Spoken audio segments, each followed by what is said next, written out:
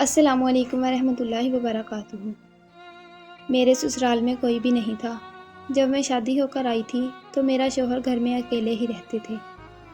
ان کے ماں باپ بچپن میں فوت ہو گئے تھے اور ان کا کوئی بہن بھائی بھی نہیں تھا، اور ان کے دور پار کے جو عزیز تھے وہ گاؤں میں رہتے تھے، اور کبھی کبھار کا کسی ہی خاص موقع پر ملنا ہوتا تھا۔ میرے محلے میں ایک لڑکی رہتی تھی، وہ کنواری تھی اور اس کا ہمارے گھر میں آنا جانا لگا رہتا تھا۔ مجھے وہ لڑکی بہت زیادہ اچھی لگتی تھی کیونکہ وہ اخلاق کی بہت ہی زیادہ اچھی تھی، مگر میرے شوہر کو نہ جانے کیوں وہ ایک آنکھ بھی نہیں بھاتی تھی۔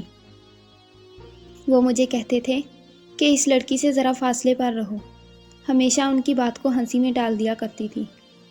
آپ بلا وجہ انسانوں کے ساتھ ضد باندھ لیتے ہیں، اور وہ تو بہت اچھی لڑکی ہے، اس نے مجھے کیا کہنا ہے۔ ہم روزانہ بہت زیادہ وقت ساتھ گزارتی تھی اور دیر تک باتیں کیا کرتی تھی۔ میں اس میں بہت ہی زیادہ اعتبار کرنے لگی تھی، مگر میرے شوہر کو یہ بات پسند نہیں تھی۔ میں اکثر سوچتی تھی کہ نہ جانے میرے شوہر کو اس سے کیا مسئلہ ہے، وہ کیوں اسے پسند نہیں کرتے۔ اور جب ایک دن میں نے ان سے پوچھا تو انہوں نے کہا کہ وہ کردار کی اچھی لڑکی نہیں ہے، اس نے مجھ پر ڈورے ڈالنے کی بہت کوشش کی ہے، مگر میں اسے اس وجہ سے پسند نہیں کرتا، اس وجہ سے اس سے زیادہ فاصلے پر رہتا ہوں۔ یہ اس کا اچھے لوگوں میں اٹھنا بیٹھنا نہیں ہے، اس کے گھر میں عجیب لوگ آتے ہیں۔ اس کی ماں بوڑھی ہے، بیمار ہے، اسے بیٹی کے کرتوتوں کی کوئی خبر نہیں ہے، وہ زیادہ تر بے ہوشگی کے عالم میں رہتی ہے۔ جبکہ مجھے یہ ساری باتیں عجیب ہی لگ رہی تھی اور مجھے ان باتوں پر یقین نہیں آ رہا تھا۔ میں نے اس کا جو روپ دیکھا تھا اسے مختلف تھا۔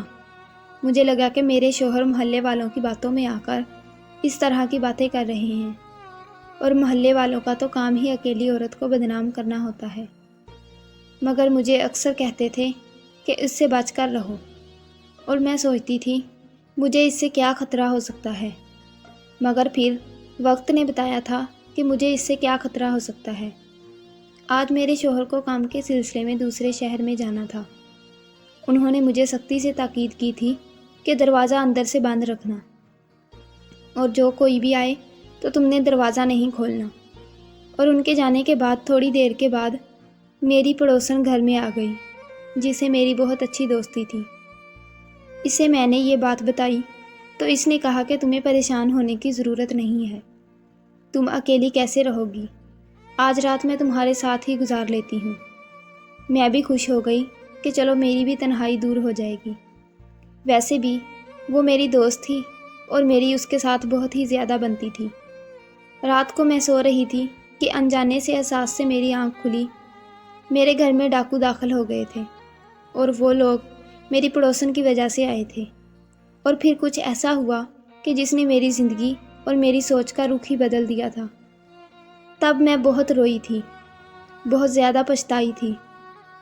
تب میں نے سوچا کہ کاش میں اپنے شوہر کی بات مان لی ہوتی تو آج مجھے یہ دن نہ دیکھنا پڑتا۔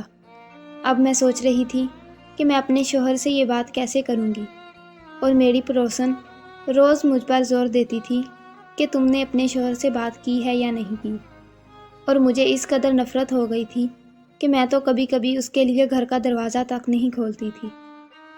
اب جب سے میرے شوہر نے بدلا ہوا رویہ دیکھا تو وہ حیرت سے گویا ہوئے کہ کیا ہو گیا ہے، تمہاری اس سے دوستی کیسے ختم ہو گئی، آخر میری باتوں کا تم پر اثر ہو گیا۔ انہیں یہ جان کر خوشی ہوئی تھی۔